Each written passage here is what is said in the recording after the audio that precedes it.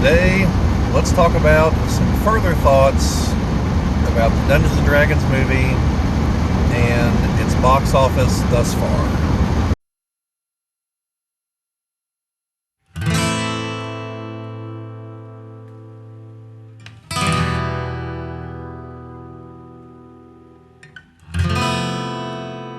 Welcome back to those who've been here before. Welcome to those who are new to the channel.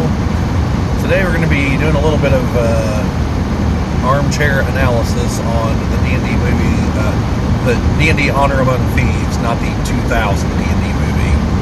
A little armchair analysis on the box office, and as well as some just other comments now that it's out. Some other people made some commentary, and kind of bounce around a little bit here. So it's opening weekend, which I'm filming this the Friday before its second weekend.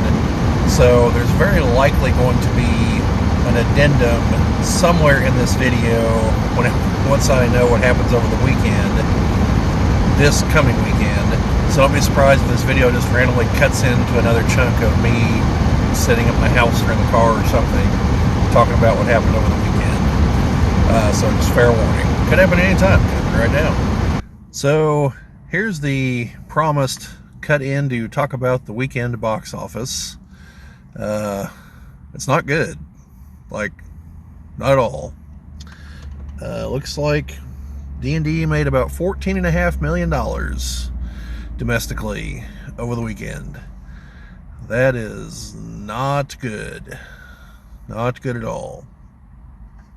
The Super Mario Brother movie made something like $145 million. That has completely just shattered some box office records. So I think the theory of people's entertainment dollars are limited, that one might be mistaken. I think it really is just the lack of knowing what the hell the D&D movie is supposed to be. And yeah, so it is what it is. Now, the upside to all this, because there is one, and this is personal, and it's very petty, is there's at least one joker here on YouTube who is basically melting down over all this, because he believes the Dungeons and Dragons movie is the greatest movie ever made. It's not. He believes that this movie will literally be studied for centuries for its subtleties and who the hell knows what else. He's a lunatic. He's a crackpot. But yeah, so seeing him scrambling around, trying to pin most of the blame on the OSR,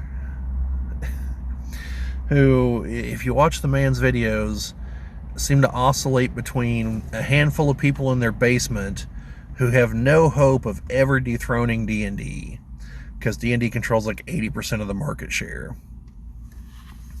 but who also somehow have the power to influence tens, if not hundreds of millions of people in the United States to not go watch the movie. This is like recent political opponents of certain people who are somehow both supremely incompetent and criminal masterminds of the highest order. It's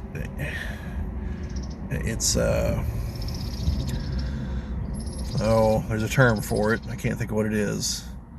It's a cognitive dissonance, where you believe two competing, mutually exclusive thoughts at the same time, where you should not be able to hold both thoughts as true, but you have convinced yourself that you can, and you do.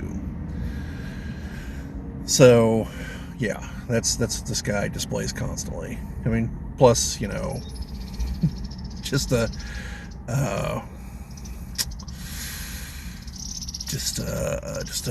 yearning to be more important than he is. Like, he can't accept that, like, he's nothing. That the only people that watch him do so to ridicule him. So, yeah, or in morbid fascination. Like, they might study his videos centuries from now as to show what a self-reinforcing delusional fantasy looks like, as it's built piece by piece of one delusion on top of another. But anyway, so enough about my personal, the one upside to all this, because that's a very petty one, like I said, but I'm human and I do make petty things. But there's a lot of downside, like I said in my review, I thought the movie was good. This is probably going to torpedo a sequel, which kind of sucks. But yeah, so anyway, now back to your regularly scheduled programming. Anyway, maybe it won't happen at all. So, the box office the opening weekend was $38.5 million. That's domestic. That's not counting foreign take. And that is not overly great. Now, that is towards the high end of its projected gross, which I believe was $35 to $40 million. However, that's not a very good, it's not good for sequel prospects, because the movie has a budget of $150 million. Now, for those of you who are unaware of how the magic of Hollywood money-making occurs, typically, the shorthand version is you have to make twice your budget to actually recoup your budget. Because whenever you buy your ticket at the movie theater, that whole cost of the ticket does not go to the movie studio. The movie theater gets a part of that ticket. Now, the way it works is, opening weekend is when the studio gets the largest percentage of the take. The longer the movie's in the theater, the less the studio gets and the more the theater gets. So it's in the theater's interest if the movie has a long tail. It's in the studio's interest if it has a massive opening weekend. Now, that's not to say the studio doesn't want a movie with a long tail also, because that's good. It's more people watching it. It's more word of mouth. That's hype for later on. That's more people might buy the merchandise, the DVD or Blu-ray, watch it on streaming, whatever. It's still good for the studio. But the studio would rather, $90 million opening weekend than making $10 million a week for 9 weekends. So, to account for that, and the way movies typically run at the box office, that's why they say you basically have to make twice your budget. That kind of accounts for the shifting math weekend to weekend. So, with that in mind,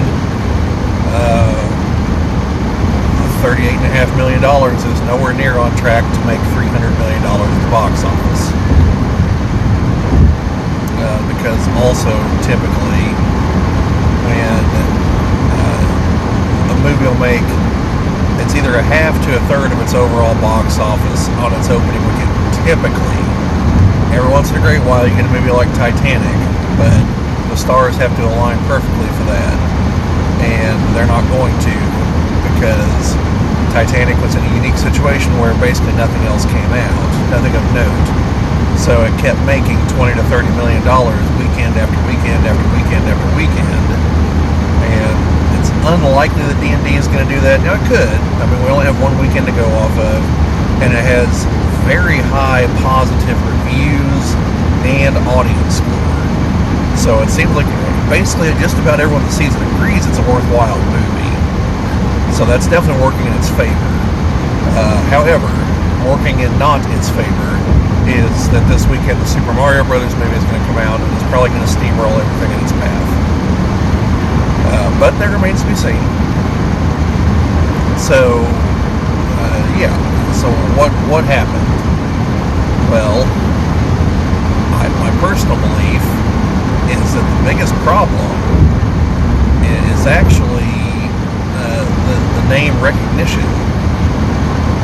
Now, you're probably sitting there thinking, oh, what the hell are you talking about? D&D's bigger than it's ever been. Well, sure, that's true. But bigger than it's ever been doesn't mean a lot when it was never big. It's known that it's a thing, okay? It's not known specifically what that thing is to the general populace, okay? they've heard the term Dungeons and Dragons. They just don't know what it is. Okay? So, most of them probably know that it's a game. Okay?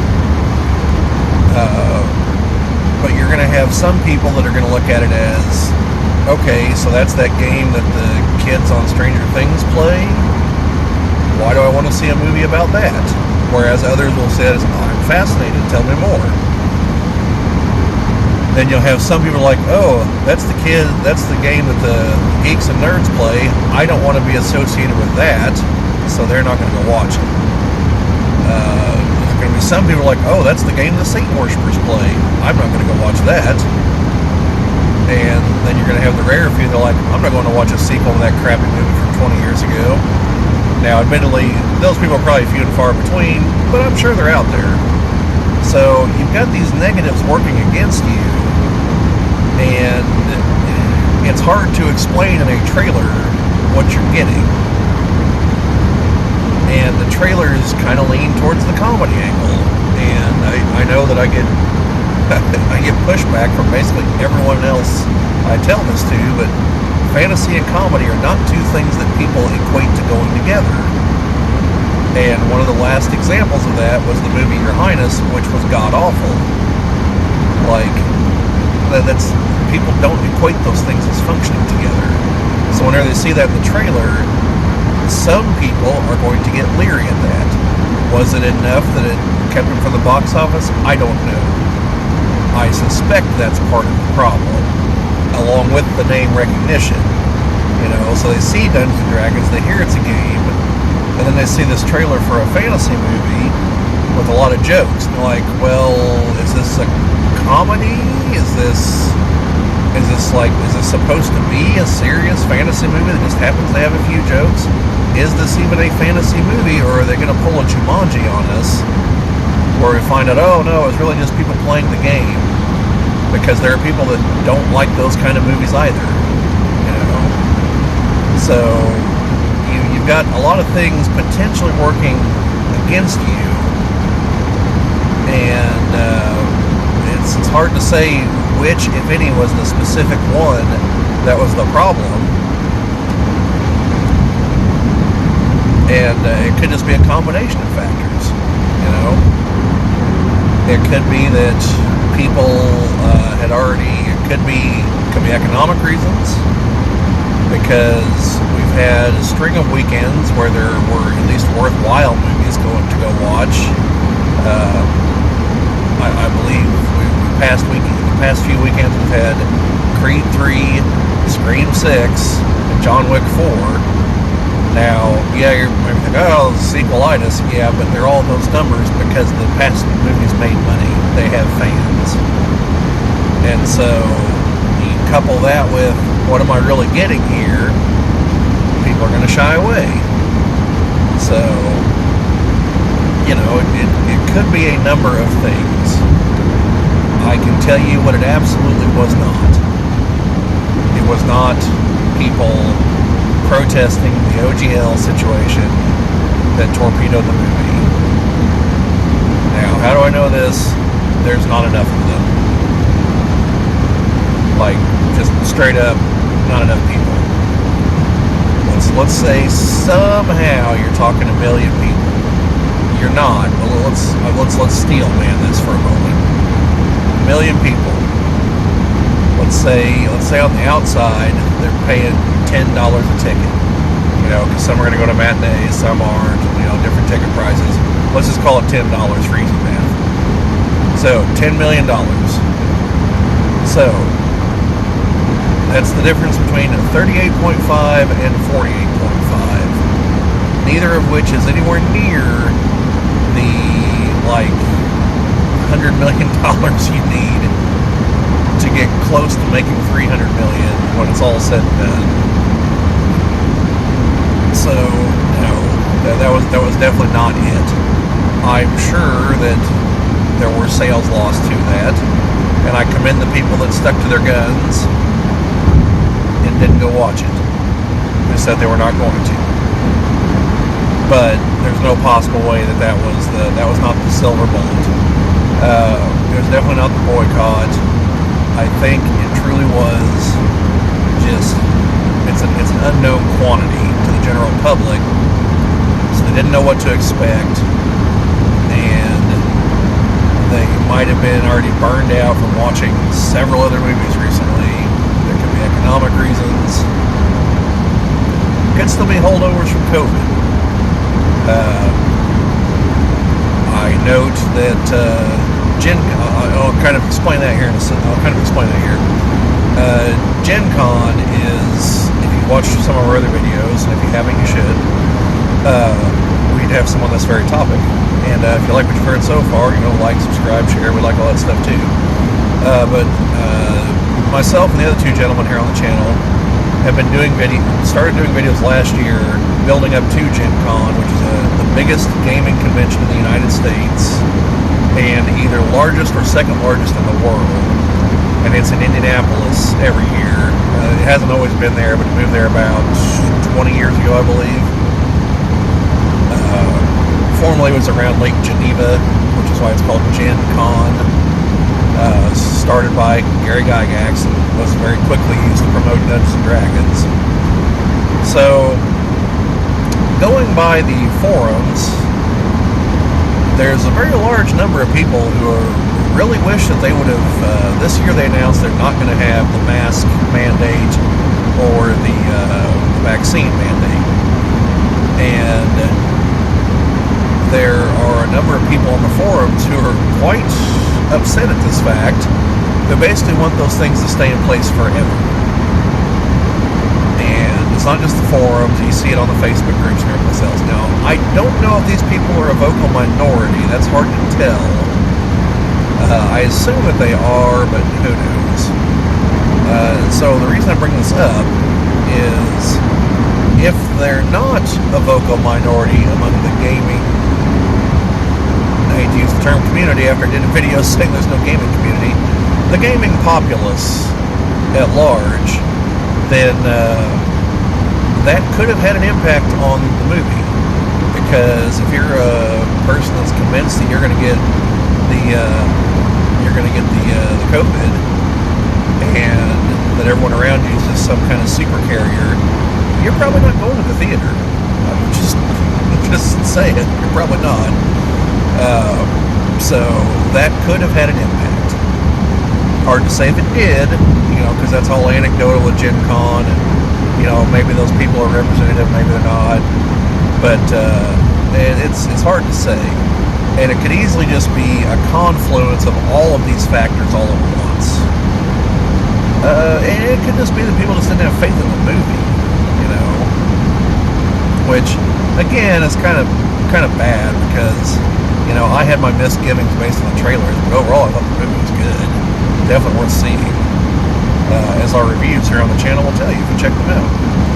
So yeah, that's my take on the box office.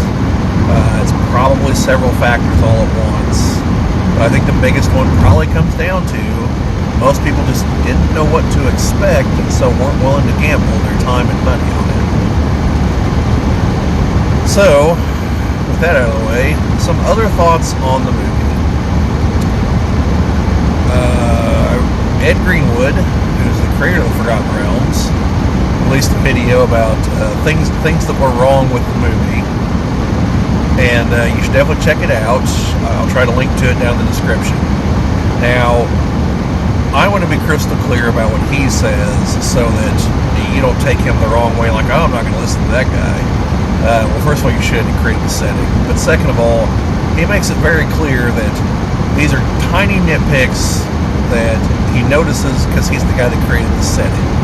These are not anything that derail the enjoyment of the movie, but he's basically saying, look, someone's going to make this video, may as well be me, the guy that created it. So yeah, and there were things I missed, because despite appearances on here, I'm actually not the D&D super nerd. But sorry, wrong terminology for our channel here. Super geek. Gotta keep that branding up here at the old Geek Cabal. But yeah, that's an interesting video, and like I said, there are things I missed. like the intellect devourers. Now, Sarah and I talked about this. I don't think we talked about it in the video, but we might have. That we did after the movie. But the intellect devourers should have attacked them, because we have their stats now thanks to West of the Coast. So yeah, they all have intelligence high enough that, because the intellect devourer will go after anything that has intelligence above a 3. So yeah. Anyways, it's just an interesting video. So speaking of Ed Greenwood,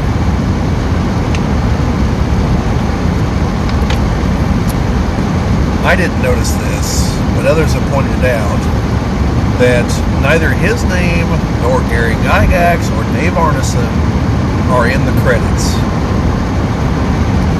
And I seriously question that, because I guess it says something along the lines of Dungeons & Dragons by Hasbro. And it's kind of like, well, no, the insinuation being that they created it, which they did not. It was created by Gary Gygax and Dave Arneson, and then, sold through TSR. So Hasbro deserves credit for making the last couple of editions, but they did not create the game, and it definitely appears like they're trying to take credit for that. And I don't think that's cool. So if you're out there looking for a reason not to go watch the movie, here's one for you. I don't think that's cool at all. This is entirely about Hasbro trying to take credit for things they did not do, and to deny credit to people to whom it is owed. This is the first step, in my opinion, of removing Gary Gygax's name from D&D, because for better or worse, you don't have to wait for the future for him to have said stuff that is problematic. Like, he was alive whenever the internet came along. He said a few questionable things on there, and you can find them. So I think this is Hasbro's big power play, and this goes along with their whole, there won't be any more editions, they'll just be kind of updates. So over a long enough timeline, it's going to become Hasbro's Dungeons & Dragons, essentially, with all talk of anyone that actually did any of the real work just slowly being erased. That's my perception of the situation anyway. It's right up there with how Hasbro operates, so it wouldn't surprise me. And having met Ed Greenwood, and knowing that he's a hell of a nice guy, like, that is very shitty. He deserves quite a bit of accolade for designing the realms, and he's not the only one. He'll tell you that too. That other people have definitely helped fill things in, but that's not good. And let's see. I believe one of the other things that I keep seeing people get wrong is that there's some parts of the movie where Simon Amor, who is revealed to be Elminster's descendant, is trying to attune to a magic item, and he keeps seeing what he believes to be his grandfather, great-grandfather, whatever. Now, the thing is, that's not Elminster, okay? And I can tell you this for two really good reasons. Reason number one is there's a lot of artwork of Elminster, and this guy doesn't look anything like it. And I don't just mean the fact that he's black as opposed to Elminster being depicted as white, because he's literally a stand-in for Ed Greenwood. And so anyway,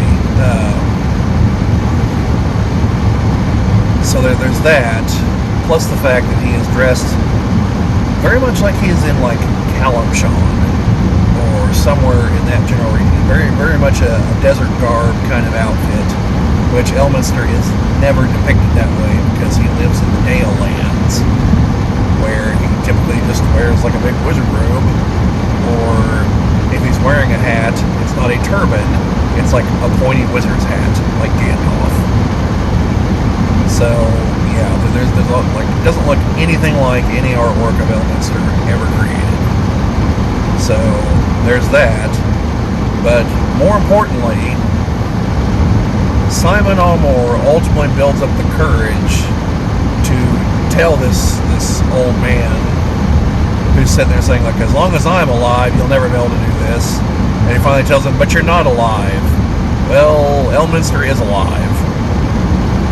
In the realms, he's not dead. So, there you go. It can't be Elminster. That gentleman is very likely Elminster's son, who is the offshoot that eventually produces Simon Amor. Because Elminster, being a 1,000-plus-year-old wizard, definitely has a case of the horny old man and sleeps around like a lot.